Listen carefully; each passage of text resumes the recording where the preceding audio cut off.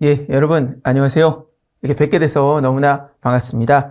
예, 지금부터 이제 진행할 강의는요, 외환 전문역 1종, 2024년 7월 시험입니다. 예, 거기에 대한 이제 출제 경향 분석을 해보도록 하겠습니다. 예, 저는 이제 이번 강의를 진행할, 손재용이라고 합니다. 예, 뵙게 돼서 반갑고요. 인사드리겠습니다. 예, 그럼 이제 내용을 들어가 볼게요. 예. 일단 이제 간단한 자격 시험 안내입니다. 이제 이게 딱 나오면 여러분 중에, 저거 내가 다 알고 있는 내용인데 저거부터 해?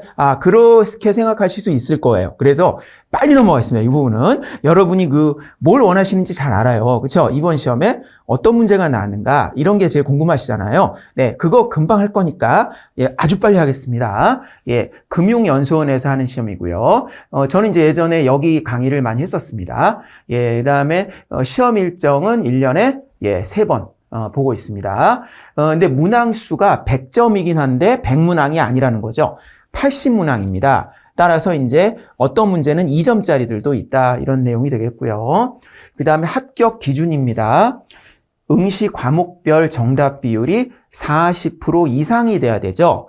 총 3과목이에요. 1과목, 2과목, 3과목으로 되어 있는데 각 과목별 40% 이상을 맞아야 됩니다. 그래서 그 미만이 되면 과락이 되는 거죠. 그 다음에 과락 없이, 결론적으로 과락 없이 전체 비율이 60% 이상인 자가 되겠습니다. 60% 이상인 자. 그러니까 60점 이상이다 라면 합격이 되는 거고요. 그 다음에 이제 각 과목이 어떻게 되어 있느냐 보시면 외환관리 실무가 50점입니다. 이게 흔히 1과목이다라고 하는 거죠. 근데 여기서 문제는 35문제가 출제가 돼요. 그러다 보니까 1점짜리도 있고 2점짜리도 있다. 이렇게 보시면 되겠고, 그 다음에 외국환 거래 실무입니다. 이게 이제 30점인데 여기서 이제 25문제가 출제가 됩니다. 그 다음에 환리스크 관리는 20점이고 20문제가 출제가 되는, 이걸 합쳐서 100점, 이런 구조로 되어 있고요. 그럼 이제 빨리 했죠? 이 부분은. 지금부터 이제 여러분이 궁금하신 내용을 들어가도록 하겠습니다. 그러면 이제 근본 시험에 어떤 문제들이 나왔느냐, 요거를 한번 보도록 할게요. 일단 이제 외환거래 실무 과목이죠. 1과목입니다. 총 50점, 35문항에 해당하는 문제들, 어떤 것들이 주로 나왔나 보도록 하겠습니다. 물론 35문항을 여기 다 있는 건 아니고요. 우리가 이제 기억으로 알 수 있는 그런 부분 위주로 했으니까요. 상당수 대부분이 이제 있습니다. 보겠습니다. 기재부 장관, 기획재정부 장관이 외국환 거래 법령에 의해 업무를 위탁할 수 있는 기관에 대한 문제예요. 수업 시간에 굉장히 강조했던 거죠. 여기는 이제 어떤 문제였을까요? 위탁할 수 있는 기관이 아닌 것은 있죠. 대표적으로 꼭 알아둬야 될 게 뭐였습니까? 국세청이었죠. 바로 그거에 대한 문제였습니다. 국세청장은 해당 기관이 아니죠. 그다음에 외국환 업무 취급 기관의 취급 업무의 범위와 그 제한되는 업무에 관한 이제 문제였는데요. 이제 문제에서 어떤 걸 물어봤냐면 거주자와의 외화예금, 그다음 비거주자의 원화 및 외화예금, 이런 것 등을 다루는 기관은, 이렇게 물어봤어요. 시험 문제에서. 그러면 이제 요걸 다루는 기관이니까 4개 중에 3개는 이거를 다루지 않는 기관이잖아요. 이렇게 되는데, 문제는 풀기는 어렵지 않았습니다. 왜 그러냐 하면 나머지 3개가 이제 보험회사, 증권회사, 신용카드회사죠. 왜 쉬울까요? 여러분, 그런 데서 예금해 보셨나요? 증권회사, 보험회사, 신용카드회사. 원화예금도 없는데 무슨 외화예금이 있겠어요. 그렇죠? 이제 그러고요. 그다음에 거주성 부분에 대해서 이제 물어보는 건데요. 국내 취업 중인 외국인의 거주성은, 이런 걸 묻는 문제였어요. 문제는 쉬운 편이었습니다. 어땠냐 하면 이제 사례긴 했는데 결론적으로 쉬운 문제였던 게, 그냥 태국인에 대해서, 태국인인데 태국 사람이 우리나라에 와서 일을 하고 있다. 이렇게 나왔어요. 그럼 뭐예요? 그죠? 외국인 거주자다. 이렇게 볼 수가 있는 거죠. 다음에 거래 외국환 은행 지정 대상 거래 항목이죠. 그렇죠? 역시 이제 잘 나온다고 우리가 많이 공부를 했던 부분이죠. 근데 조금 애로사항은 여기 해당되는 내용이 꽤 많잖아요. 그렇죠? 가지수가 되게 많아요. 그래서 약간 이제 주로 구석에 있는 아리까리한 것과 갖고 문제를 내면 우리가 풀기가 좀 어려울 수가 있는데 그렇지는 않았습니다. 왜냐하면 지정 대상 거래 항목이 아닌 것은 이렇게 물어봤거든요, 시험에서. 근데 이제 1, 2, 3, 4, 4개 중에 3개가 우리가 여러 번 다뤘던 내용들이에요. 예. 그러니까 이제, 구석에 있는 별로 안 다루는 내용이 아니라, 예, 3개가 눈에 딱 들어오는 내용이었습니다. 우리가 공부를 저랑 같이 이제 하신 분들은, 내용을 갖고 하신 분들은, 예, 그러기 때문에 답을 고르는 게 그다지 어렵지는 않았습니다. 예. 다음. 일반 해외여행자, 외국인을 제외한 일반 해외여행자의 해외여행 경비 환전 한도액이다. 뭐 이런 거죠. 그래서 이제 뭐 개략 이런 얘기했지만 이제 정확히 얘기하자면 이제 그죠, 국민인 거주자가 일반 해외여행자로 할 때 환전 한도가 있어요, 없어요? 없잖아요. 그렇죠? 예. 그렇죠? 그러니까 우리가 일반적으로 아예 못하는 한도액은 있다 없다? 없습니다. 그쵸? 이런 한도만 있었죠. 뭐냐면 무증빙으로 송금을 할 때 10만 불까지만 되잖아요. 근데 10만 불을 넘어가면 송금을 못 합니까? 그건 아니죠. 증빙을 하면 되지 않습니까? 그러니까 이제 다른 것들은 이제 예를 들어 증빙이 있으면 되죠. 한도가 특별히 있진 않아요. 그렇죠? 대표적으로 방시혁 씨가 그렇죠? 미국에 300억짜리 저택을 샀다고 나왔죠. 가능하단 말이에요. 그렇죠? 한도는 없었죠. 그러니까 이것도 한도는 없습니다. 그렇죠? 예. 외국인을 제외한 일반 해외여행자. 예. 그되고요. 그다음에 외국 통화 여행자 수표를 매각할 때 국세청장 및 관세청장에게 통보되는 기준 금액은이죠. 예, 딱 떠오르시죠? 뭐예요? $10,000 초과시해야 하지 않습니까? 그러면 1, 2, 3, 4가 어떤 식으로 나왔냐면 10,000,000 초과시가 있고 10,000,000 이상이 있었어요. 예, 그러면 이제 초과로 고르면 되겠죠. 예. 다음에 아래 각 거래별 신고 기관을 물어봤습니다. A. 국민인 거주자가 주거 이외의 목적으로 외국 부동산을 취득한 경우죠. 여기서는 주거나 주거 이외의 목적은 그렇게 중요한 내용은 아니고 중요한 거는 외국 부동산을 취득했다는 거죠. 예, 그러니까 소유권을 취득했다는 말이니까 예, 소유권하고 뭡니까? 임차권은 어디다 신고하죠? 외국환은행에다 하는 거고요. 예, 그 다음에 이제 그거 이외의 권리들, 그렇죠? 그런 거를 하는 회사 신고를 하죠. 신고 수리 대상. 그 다음에 B를 보면 위 부동산 취득을 위해 해외 금융기관으로부터 모기지론을 받은 경우는 어떻게 되느냐라는 것도 있었죠. 이 부분은 어땠습니까? 이 부분은 별도로 신고를 할 필요가 없었죠. 요 신고를 하게 되면. 이 신고를 하게 되면 한꺼번에 신고가 되는 거기 때문에 요거를 갖고 별도로 신고할 필요는 없었다. 이런 얘기였습니다. 그걸 묻는 문제였고요. 그 다음에 해외 이주비에 대한 설명인데 요거는 해외여행 경비 지급이 불가한 경우. 그렇죠? 해외여행 경비 지급이 불가한 경우 해외 이주자는 불가하죠. 예. 그다음에 환전 영업자에 대한 설명이었습니다. 환전 영업자의 업무에 대한 설명이었는데 이런 부분이 키포인트였어요. 보면 환전 영업자 같은 경우에 외국환을 매각하는 게 있고 매입하는 게 있지 않습니까? 예, 그렇죠. 이제 그런 거에 대한 내용이었죠. 그러니까 외국환을 매입하는 거는 한도가 없었죠.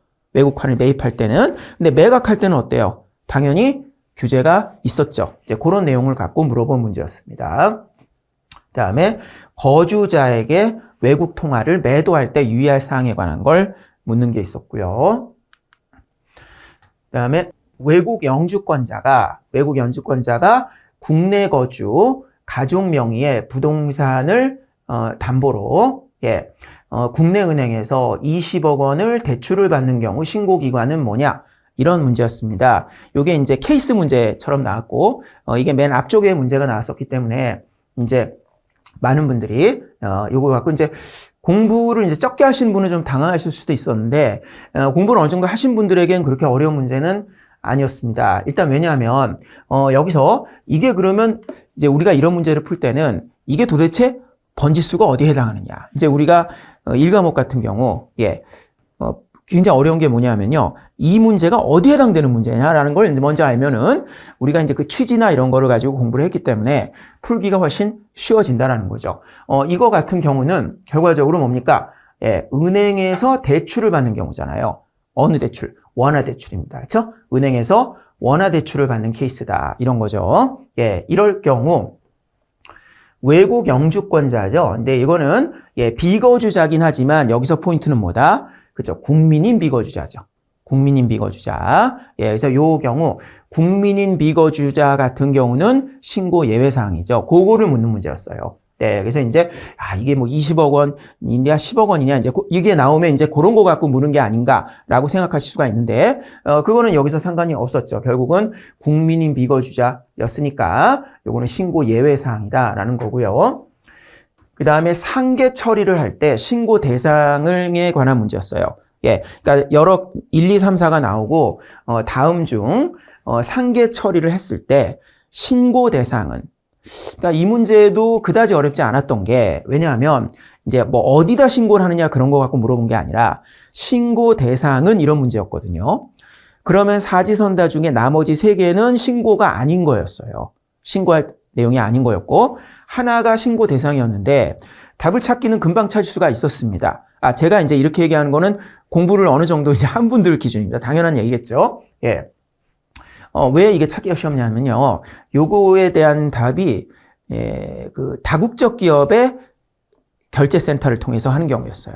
다국적 기업 결제센터를 통해서 그런 경우는 이제 그렇잖아요. 하는 신고에 해당되죠. 그래서 센 거잖아요. 그러니까 티가 나겠어요, 안 나겠어요? 티가 확 나죠. 이게 1, 2, 3, 4를 보면 나머지 3개는 신고 예외고 신고 예외하고 외은 신고를 이렇게 갖고 문제를 내야 이게 좀 아리까리 하잖아요, 사람들이. 근데 이제 신고 예외가 3개가 있고, 그 다음에 하는 신고가 딱 있으니까 눈에 확 띄죠. 이제 그렇게 풀 수 있는 내용이었습니다. 그 다음에 투자 전용 비거주자 원화 계정의 예치 및 처분 관련 설명을 한 문제였어요. 그거에 대해서 이제 문제가 나왔는데, 요거 이제 맞는 것에 대한 문제였던 것 같아요, 기억에. 근데 이제 요거는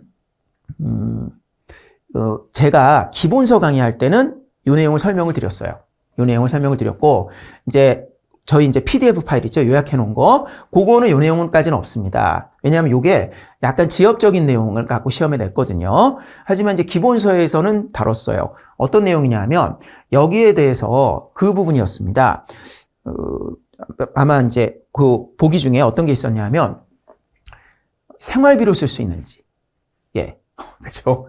오늘 이게 왜냐하면 이게 투자 전용이잖아요. 그렇죠? 투자 전용으로 이제 예체한 건데 그러면 이제 투자에 쓰는 건 당연하잖아요. 그렇죠. 투자용으로 하는 건데 그래서 이제 어떻게 돼 있냐면 여러분 그 외환관리 실무 교재를 보면 이쪽 파트에 대한 내용을 한번 보시면 나올 거예요. 거기 이제 어떻게 돼 있냐면 우리 기본서에 이렇게 표가 있어요. 한 페이지 내내 표가 있고 거기 이렇게 작은 글씨로 새까맣게 내용이 있습니다. 그래서 제가 이제 그걸 다 볼 필요는 없고 거기서 뭘 보라 그랬냐면 맨 윗줄에 요게 어떤 거를 주로 하는지 핵심 내용이 있었고 뭐라고 말씀 그 맨 밑에 줄에 보면 맨 밑에 줄 오른쪽에 뭐가 있었냐면 이거를 생활비로도 쓸 수 있다 이런 내용이 있다. 요게 독특하다. 기억해 두시라. 이렇게 제가 기본서 강의할 때 말씀을 드린 내용입니다. 거기서 출제가 됐던 거죠. 요거는 그렇게 볼 수가 있고요. 그 다음에 외국인 직접 투자, 외국인 직접 투자했을 때 신고 진행하는 프로세스에 관한 문제입니다. 요거는요, 우리 뭐 기본서는 물론 이제 저희 요약 파일에도 아예 그 박스로 해가지고 이렇게 박스로 단계가 나와요. 5단계가 쭉 나오고 있는데 그 신고 진행 프로세스입니다. 그거와 똑같은 문제가 이제 시험에 나왔습니다. 신고 진행 프로세스. 그러니까 어떻게 합니까? 거기서 제가 이제 수업 시간에 뭘 강조했냐면 먼저 신고를 하고 자금을 도입해야 된다 그랬죠. 그렇죠? 순서. 그 순서를 기억하라고 말씀드렸습니다. 신고를 한 다음에 자금을 도입하고요. 그다음에 뭐예요? 회사를 설립한 다음에 투자 등록을 한다. 요런 거였죠. 요 두 개 핵심을 기억하시면 1, 2, 3, 4, 5번 5개 순서를 알 수 있고 그 내용이 그대로 시험에 나왔습니다. 그 다음에 거주자와 비거주자 간의 자본거래, 신고 예외 거래는 어떤 거냐, 이제 이런 문제였어요. 그래서 요게 이제 역시 강조했던 뭐였습니까? 바로 상속, 증여, 유증. 그쵸? 그거 갖고 이제 문제가 나온 거였어요. 그러니까 이제, 시험에서 물어본 케이스는 간단한 케이스였는데, 거주자가 비거주자에게 뭐를 했다? 증여를 했다. 이렇게 나왔거든요. 증여한 건 어때요? 그러면 신고해야 된다 그랬죠. 그쵸? 예, 분명히 구분했습니다. 일단, 거주자가 비거주자에게 재산을 증여해? 그럼 우리 외환당국은 어때요? 국부 유출이잖아요. 그쵸? 예, 그것도 공짜로 거주자가 비거주자에게, 그쵸? 증여를 하는 건데, 예, 그렇습니다. 그럼 이제 사실상, 주는 게 상속이 있고 증여가 있고 유증이 있었잖아요. 근데 제가 뭐라고 강조했습니까? 상속이나 유증은 죽는 사람이 죽으면서 하는 거잖아요. 그래서 그건 소원을 들어줘야 된다 그랬죠. 예, 그래서 그거는 신고 예외였고요. 다만 증여를 하는 거는 신고를 해야 된다. 이제 그렇게 했었죠. 그거를 묻는 문제였습니다. 그래서 증여의 경우가 답이 됐던 거죠. 그다음에 국내 거주자가 외국 상장, 외화증권 투자 시의 투자 절차입니다. 요거는 뭐 이렇게 쭉 1, 2, 3, 4를 읽으면 충분히 풀 수 있는 내용이었고요. 왜냐하면 우리 많은 분들에게 익숙하죠. 바로 서학개미가 다 이런 식으로 하지 않습니까? 국내 거주자가 엔비디아 주식을 사야겠다. 예, 도저히 그냥 이거 안 갖고 있으면 내가 그냥 정신적으로 피폐해질 것 같다. 예, 그래서 이제 살 경우 절차를 얘기한 문제였고요. 다음으로는 해외 직접 투자를 할 때 투자 수단을 어떤 거를 쓸 수 있느냐라는 거였습니다. 근데 이제 제가 수업 시간에 뭐라고 했습니까? 이 투자 수단은 생각보다 되게 많다. 그죠? 굉장히 다양하다라고 했어요. 예, 그래서 일반적으로 웬만한 거는 많이 되는데 대표적으로 안 되는 것들이 뭐였어요? 뭐 대출 받아서 하는 거 그런 것들은 해당이 안 된다. 뭐 그런 내용이었죠. 예, 그다음에 뭐 수익 증권 관련된 것도 일부 안 되는 게 있었고요. 그런 내용들 문제에 나왔습니다. 예, 그다음에 해외 예금 거래를 할 때 신고가 필요한 경우였습니다. 물론 이제 거주자가 해외 예금 거래를 하는 경우죠. 그러면 이 부분은 제가 분위기가 어떻다 그랬습니까? 예, 심각하게 본다라고 했죠. 왜? 아니, 왜 거주자가 왜 해외 예금을 하냐는 거죠. 그렇잖아요. 여러분이나 저나 거주자지만 해외 예금 할 필요가 있나요? 잘 없죠. 그래서 이제 거주자가 해외 예금을 할 때였습니다. 예, 그런 경우. 물론 뭐 필요해서 하는 경우는 신고 예외죠. 그런 경우는 이제 어느 때 신고가 5만 불 기준으로. 그러니까 초과가 되면 한국은행, 고 이내면 이제 뭡니까? 외의 신고. 이제 그런 게 있었어요. 그거 갖고 문제를 냈었고요. 그 다음으로는 거주자가 미화 6천만 불을 해외에서 차입하는 경우 신고 절차였죠. 그래서 이게 이제 뭐였습니까? 5천만 불 기준이잖아요. 예, 5천만 불 초과하면 어때요? 기재부 신고를 해야 되는 그런 내용이었죠. 예. 그 다음에 비거주자가 국내 증권 발행하는 절차였습니다. 비거주자가 우리나라에서 증권을 발행하는 경우죠. 이럴 때는 이제 누구의 승인을 받아야 되는 경우가 많았습니까? 어디에 신고? 한국은행이 아니라 기재부 쪽이었죠. 그렇죠? 외채 쪽. 예, 외채나 이런 쪽은 기재부였습니다. 그래서 한국은행이 아니라 기재부였다라는 게 포인트고요. 그다음에 거주자의 외화증권 투자 절차에 관해서 묻는 문제였고, 그다음에 이미 설립했어요. 이미 외국에 설립한 법인 앞으로 상환기간 6개월 금전 대여로 대부 채권을 취득하는 경우 신고 보고 기관에 대한 문제죠. 이 문제 계속해서 잘 나오고 있습니다. 여기서 포인트는 뭐냐? 상환기간이 이 경우 1년이 넘어가잖아요. 그럼 뭐가 되죠? 해외 직접 투자에 해당이 되죠. 해외 직접 투자에 해당이 됩니다. 예, 그래서 이제, 근데 1년이 안 되니까 요거는 일반적인 자본 거래로 보고 거기에 따른 신고나 보고를 하게 된다. 그 내용이었죠. 이런 내용이 됐습니다. 그 다음에 외국 취득 부동산의 내용 변경 신고 수리 절차에 대해서 물어본 거였는데요. 요것도 이제 1, 2, 3, 4가 어떤 식으로 물어봤냐면 1, 2, 3, 4 중에서 이제 나머지는 다 내용 변경 신고 수리만 하면 되는 거였는데 그 중에 뭐가 하나 있었냐면 예를 들어서 뉴욕에다 집을 살려고 해서 신고 수리를 했어요. 예, 근데 보니까 예를 들자면 뉴욕이 이제 너무 춥다고 이제 알려진 거예요. 예, 그전에도 뭐 다 알죠. 조사하면. 근데 이제 막상 하려다 보니까 너무 춥고 별로예요. 그래서 이제 LA로 바꿨어요. 뉴욕에 있는 집을 취득하려다 취득 안 하고 LA 쪽으로 변경했습니다. 이거는 뭐예요? 신규 신고해 주라는 거죠. 내용 변경 신고 수리가 아닌 거잖아요. 그렇죠? 그걸 묻는 문제였고요. 그다음에 특정 거래 형태의 수출입 구분이었습니다. 우리 책 맨 끝에 있는 부분이잖아요. 거기서 외국 인수 수입의 개념. 그래서 제가 강의할 때 여기서 한 문제가 항상 나온다라고 했죠. 그런 개념들 중에 한 10개 정도 있었죠. 그런데 어떻습니까? 외국 인수 수입이 뭐냐 물어봤을 때 쭉 대답할 정도까지는 필요가 없다고 했어요. 어떤 경우 알면 된다? 그쵸? 어떤 내용이 쭉 나오면 이게 뭔지. 그쵸? 예, 그래서 그게 외국 인수 수입에 관한 내용이었고요. 이건 너무 잘 외우지 않아도 거기 이제 이거에 대한 내용들이 있어요. 예, 이해만 하면 풀 수 있는 문제였습니다. 예, 그래서 평소 시험 난이도에 비해서는 좀 무난하게 출제됐다 이렇게 볼 수가 있고요. 1과목에 대해서입니다. 특별히 이제 상급 난이도는 잘 없었습니다. 그러니까 너무 어려운 사례라든가 또는 너무 구석에서 나온 그런 것들은 잘 없어요. 주로 이제 중급하고 하급 중도 수준하는 문제가 많았고, 중급 문제는 이제 신고 예외 여부라든가 신고 기관을 묻는 문제들이 주로 많이 있었습니다. 물론 이것도 그렇게 문제를 어렵게 낸 것까지는 아니었습니다. 공부 같이 하셨으면 많이 맞출 수가 있었고요.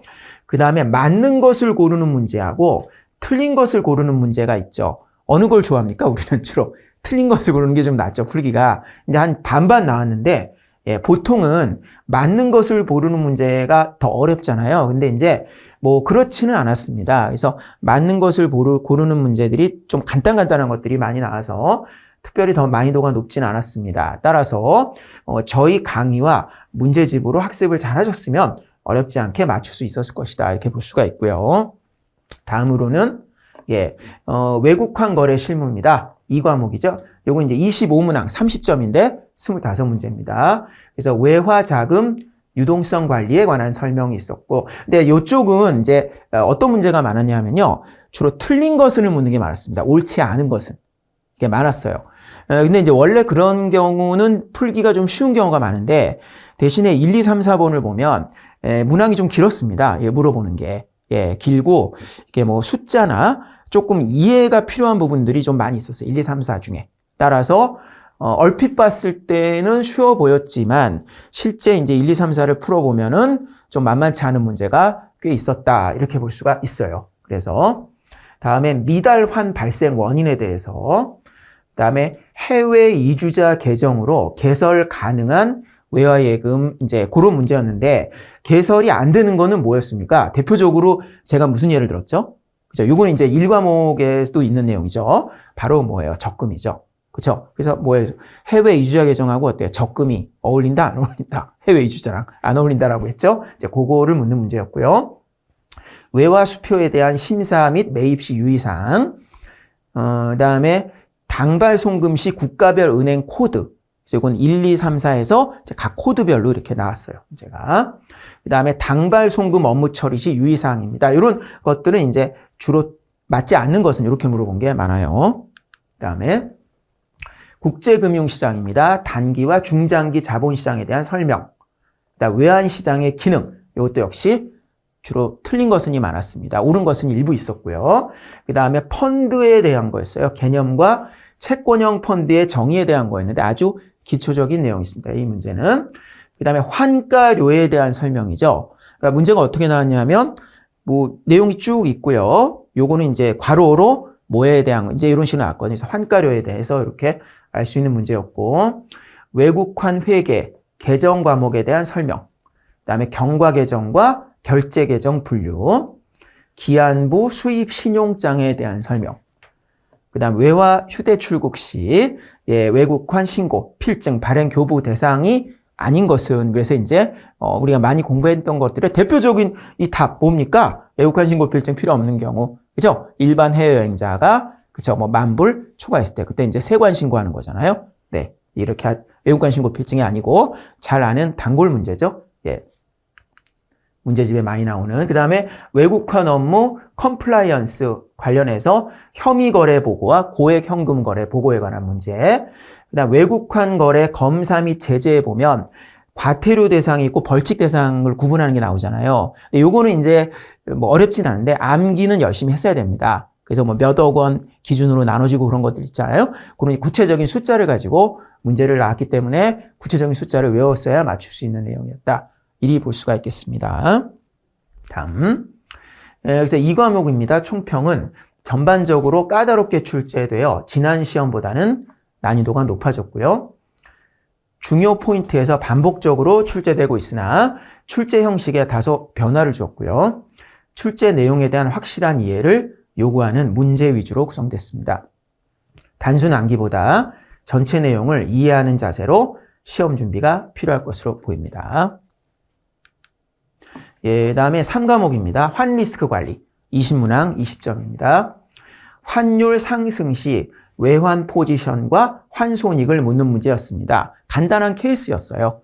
뭐 유로 환율이 얼마에서 얼마로 됐을 때 이게 이제 우리가 이제 외환 포지션에 우리가 이제 어느 기업을 뭐 금융기관이겠죠? 그러면 이제 숏 포지션인지 롱 포지션인지를 물었고 그 다음에 이런 경우는 환 이익인지 환 손실인지 묻는 그런 문제였습니다. 그 다음에 현물환 외환 시장에서 이종 통화 거래를 통하지 않고 뭐 이게 재정 거래라 그러죠. 직접 원화로 거래 가능한 통화 잘 아시죠? 딱 두 가지 있잖아요. 달러하고 위안화였죠. 그럼 시험에는 뭘로 나왔을까요? 답은 예, 달러로는 당연히 안 나오겠죠. 그럼 너무 쉬우니까 예, 위안화가 답이었죠. 그 다음에 외환시장 참가자에 대한 설명이었습니다. 이것도 뭐 이제 서술형이었어요. 그래서 뭐 다음 중 맞지 않는 것은 이런 것들이고 환리스크에 대한 전반적인 설명 중 맞지 않는 것은 이런 거. 그 다음에 환리스크의 유형에 대해서 그러니까 어떤 내용이 나오고 이게 이 중에 어디에 해당되는 거냐 거래환, 환산환, 영업환 리스크인지 구분하는 거 어디에 해당되는지. 그 다음 환리스크의 내부적 관리 기법이었습니다. 그래서 뭐 네팅이라든가 매칭 이런 거를 물어보는 게 있었고요. 그 다음에 선물한 거래에 대한 기본적인 설명이었습니다. 선물한 거래의 특징. 예. 뭐 틀린 것은 뭐 이런 거였죠, 주로. 그다음 환리스크 관리를 위한 외환 스왑의 기본적인 활용. 그 다음에 주어진 선물 환율 하에서 통화 옵션 레인지 포워드 전략을 사용해서 환율 상승에 대비할 경우 실행해야 할 전략. 그 다음에 미국 달러 통화 선물 거래가 가지고 있는 설명. 예, 이거는 이제 주로 어떤 쪽에 대한 거냐면 주로 그 우리나라 거래소 거래 제도 있잖아요. 그런 거에 대한 내용이었습니다. 예, 우리나라 거래소에 상장돼 있죠. 그게 이제 거래소에서 어떤 식으로 거래되는지 거래소 규정에 대한 문제였고요. 통화 스왑의 거래 메커니즘. 그래서 이제 뭐 초기 원금 교환은 어떤 건지, 만기 원금 교환은 어떻게 하는 건지 이런 문제들. 그 다음에 통화 스왑과 외환 스왑을 비교하는 내용. 네. 그 다음에 이제 통화 옵션 같은 경우에 어떤 경우에 프리미엄이 커지는가 이런 것들을 묻는 문제였습니다. 예. 그래서 3과목을 보시면 예, 외환시장 전반으로는 30%, 옵션의 20%, 선물한 선물 쪽에 30%, 예, 그 다음에 외환 스왑, 통화 스왑의 20% 정도 비중으로 골고루 출제가 됐고요. 이 과목과 마찬가지로 중요 포인트에서 대부분 출제되었지만 문제 형식에 다소 변경이 있었고요. 10% 정도는 새로운 유형이나 기존에 출제되지 않은 부분에서 출제되어서 당황스러울 수가 있었다라는 내용이 되겠습니다. 예. 네, 그래서 이제 합격 전략을 한번 보도록 하겠습니다. 학습 전략을 보면 일단 이제 기본서가 없이 문제풀이만 하는 것은 좋지 않다라는 거죠. 그러니까 많은 분들이 기본서를 하게 되면 시간이 너무 오래 걸릴 거라고 생각하는데요. 그렇지는 않습니다. 왜냐하면 지문이 기본서의 문구를 바탕으로 출제되기 때문에 익숙해지려면 기본서로 학습하는 것을 추천하는데요. 이 부분은 제가 좀 구별해 드릴게요. 뭐냐면요. 저는 이제 금융 자격증은 제가 강의를 안 해본 게 거의 없습니다.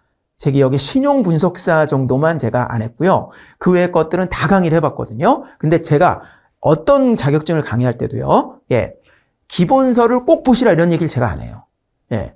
왜냐면 그거는 이제 각자 사정에 따라 달라질 수가 있죠. 그리고 이제 대개는 기본서에 보면 쓸데없는 내용도 좀 있거든요. 근데 이쪽은 안 그렇습니다. 이 외환 전문역 기본서들은요. 기본서의 내용도 좀 작은 편이에요. 그리고 대부분이 알찬 내용으로 들어가 있기 때문에 기본서를 좀 꼭 보셔라 이렇게 말씀을 드리고요. 예.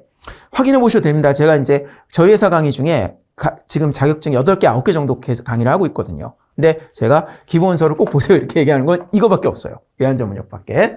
예. 그 다음에 강의 수강을 통한 흐름을 이해한 다음에 암기를 해야 됩니다. 단순 암기를 하면요. 다 잊어버리고요. 너무 신경질만 나고 시험에도 떨어집니다. 그래서 이렇게 강의를 통해서 흐름을 익힌 다음에 암기를 하셔야 되고요. 광범위한 부분에서 골고루 출제가 됩니다. 그래서 어려운 부분이나 구석에서 출제된 문제보다 반복적으로 출제되는 중요 포인트 학습에 집중하셔야 되고요. 교재 단권화가 필요하다. 그래서 이제 주로 저희 문제집을 가지고 하시면 좋을 것 같아요. 그래서 와우 패스 문제집 한 권이면 충분하다. 이유는 저희 같은 경우 이제 최근 약 5개월간 예스24 월간 베스트셀러 이 분야 1위였습니다. 예, 그래서 이거는 뭐 확인해 보시면 아시겠죠? 금방 들어보시면 아시고요. 예, 뭐 그 전에도 계속 뭐 1위 근처에 있었어요. 1위 아니면 2위였고요. 그다음에 23년간 기출문제 분석 노하우를 가지고 있습니다. 어때요? 들어보시니까 기출문제 분석 확실하겠죠? 뭐 여기서 이제 자세히 못 해드린 부분은 저희가 이제 강의를 할 때 아주 여러분에게 도움이 많이 되도록 해드릴 것을 약속드립니다. 그다음에 시험 합격에 충분한 설명과 해설. 그다음에 저희가 이제 무려 23년간 농협, 신한, KB, 우리하나, 기업은행 대부분의 큰 은행이 다 해당되죠. 여기서 저희가 매년 수백 명씩 수강을 하고 있습니다. 네, 그래서 이런 내용이니까요. 여러분들이 아무쪼록 이제 시험에 좀 합격하시기를 일단 기원하고요. 혹시 좀 안 되셨더라도 또 열심히 공부하셔서 좋은 성과를 거두시기를 바라겠습니다. 네, 그럼 이상 이번 강의를 마치겠습니다. 감사합니다.